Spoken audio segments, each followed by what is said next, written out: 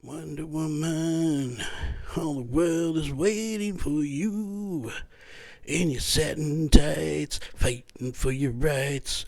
Wonder what. We have got to get one of those on-air lights or something. Hi, folks. Welcome to the Mr. Ugly Show. I am your host, Mr. Ugly.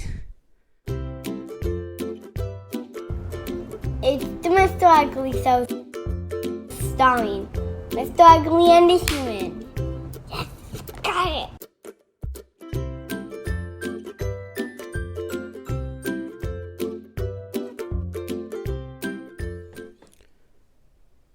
I and my trusty helper, the Human, will be showing off different cool stuff the Human has collected, and we'll be telling you if it was worth collecting in the first place. And if it's something relatively recent, we'll tell you where you can get your own. Happy holidays, everybody. Seriously.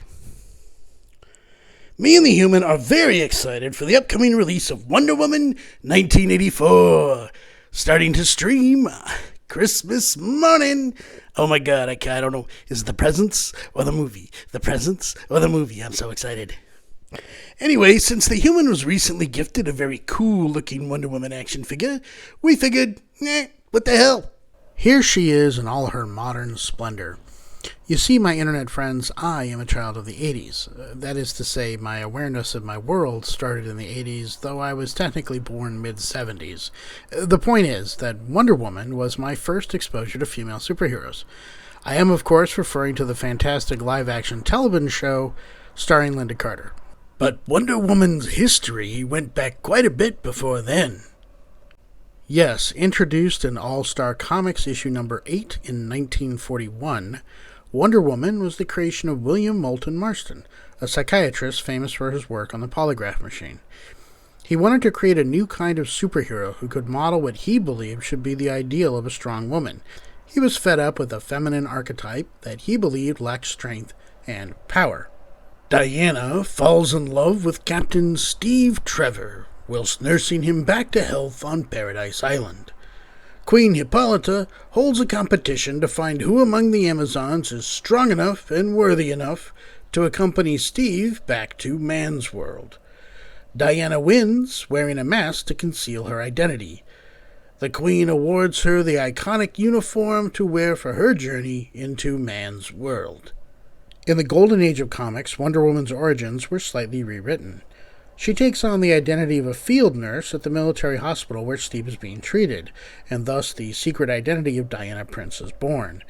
Wonder Woman assumes not only the identity of the nurse, but also her job, and works as an army nurse to accompany Steve Trevor on missions to fight the Nazis, and clashes repeatedly with Baroness Paula von Gunther. The Silver Age saw yet another revamp of her origins, basing her powers on blessings from the gods. She was blessed to be as beautiful as Aphrodite, wise as Athena, stronger than Hercules, and swifter than Hermes. This version of Diana also gave up her powers to stay in this dimension with Steve Trevor when the rest of the Amazons left. She learns martial arts and fights crime as a powerless, karate-kicking Diana Prince. Sure, it sounds silly to us now, but you have to remember the social and historical context in which these rewrites were made. Anyway, she does eventually regain her uniform and powers, which leads us into the modern age, and DC's complete rewrite-a-palooza known as Crisis on Infinite Earths. Basically, the multiverse is destroyed and a single new universe created where the surviving people from the various multiverse planets and various heroes are transported to the single planet. Now comes the Wonder Woman origins most people are likely familiar with. The same basic origin story used for the first film starring Gal Gadot. Paradise Island is renamed to Themyscira. Diana is formed out of clay and given life by the Greek gods, yada yada yada yada, you know this. Diana's powers were granted to her at creation by the gods and followed the old formula of beautiful as, wise as, etc. Of note here, however, is that Diana's marriage to Steve Trevor in the original universe never happened in this new universe. In fact, she is now a single mother with a teenage daughter. This new Wonder Woman was sent to the Patriarch's world as an ambassador of peace and love, but she also possesses a ruthlessness that her male counterparts, Bats and Soups, do not have. She has no compunction about taking a life if she sees that there is no other way. And again in 2011, DC did another redo, as they got in the habit of doing, with the New 52. They basically pared down their entire catalog to only 52 ongoing titles and relaunched them all with new or updated origins for the 21st century. Wonder Woman was now the daughter of Hippolyta and Zeus. As such, her initial stories have a lot to do with the Greek gods, and it is this origin, combined with some elements of the later DC Rebirth reboot in 2016, that most closely inspired the origins presented in the 2017 movie. So did you want to waste more time giving us additional background on Gal Gadot's filmography, or what?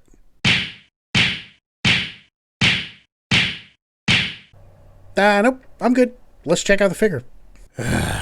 Right, and here is the Princess of Themyscira in her box. Packaging looks very nice. DC Multiverse, Wonder Woman. It is, in fact, Wonder Woman 1984. There's a nice shot of Gal Gadot as Wonder Woman and some of the other figures that are going to be in this line. It's concept art, not final figure. Usual warnings on the bottom. Okay, first up in the box is the trading card. It's a nice photo of Gal Gadot as Wonder Woman. Backside gives you a little info. You get a lasso in use, a little bendy. And you get a lasso for her belt, all wound up. You do not get her sword or her shield. You do get a nice DC Multiverse base plate for posing. And of course, you get the figure itself. Take a look, if you will, at that face. That is, I don't know, at least from profile anyway, it's really good. The paint on the face is actually quite good. Doesn't exactly look like Gal Gadot, but it's pretty close. I love the detail on the tiara. I mean, the hair alone. Look at the sculpting on the hair. That is pretty awesome.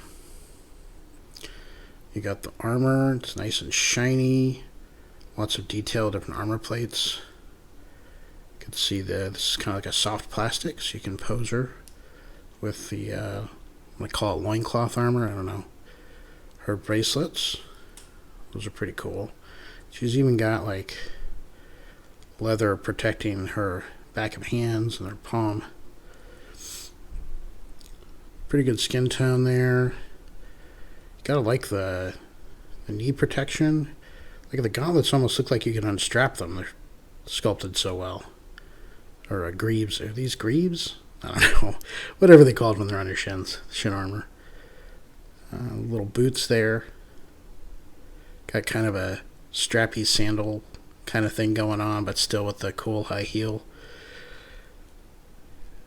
Oh, and she's got this armband now. Wonder Woman armband. Pretty cool. And she's very well articulated. The hair impedes the head articulation a little bit. The joints are very stiff. It's a brand new toy. You got a little butterfly joint a little bit there. Look at that. And her arms can go around, out to there. You can go in. So you can actually, could probably get that little bullet deflecting pose going on there. Ping, ping, ping. She's got a ball joint there in her torso. Nice little action there.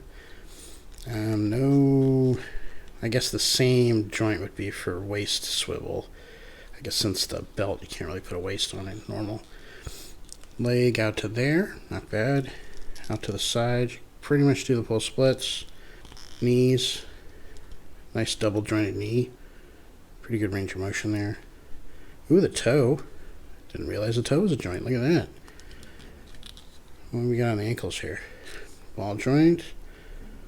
Okay. Not too much on the back, but then people's feet don't really bend back that far in real life. You got wrists. What do you got? Ball joint there. Maybe 34 points of articulation on this figure. I mean, it's McFarlane Toys, so I'm liking this figure quite a bit. All right, so was it worth... Oh, wait, this was a gift. Is it worth it? So there are many, many different figures available of Wonder Woman. Many different manufacturers make them in varying degrees of likenesses to Gal Gadot or the characters, many comic book or animation iterations. And even among those are varying degrees of numbers of points of articulation, accessories, materials, and, of course, price. This particular figure is by McFarlane Toys. You can currently acquire it for between $15 and $20-ish from various websites and brick-and-mortar establishments, though you'd probably have better luck online. If you're a fan of Wonder Woman and the DC Movieverse depiction of her specifically as portrayed by Gal Gadot, then you could do a whole lot worse than this pretty wonderful figure. Well, folks, that's it for this frankly fanboyish episode. We wanted to time it to coincide with the release of Wonder Woman 1984, so please forgive us. Hey, if female superheroes are your thing, or your thing to hate on, keep your eye on this channel, because we'll be looking at some female superhero toys and how women are portrayed in collectible form in general next March for Women's History Month. After all, the human has 2 daughters, and he'd like to see some positive role models in their favorite characters. There's plenty for his son. In fact, his teenage daughter will be monitoring us for mansplaining. Wow! Christmas magic! Hey, that's the kind of tree I can get behind. He's all lumpy and misshapen. Kind of like me. Anyway, happy holidays, everyone. If you like this video, please click that like button. Click that subscribe button if you want to be notified when we put out new videos. And we'll see you in the new year. Later, folks.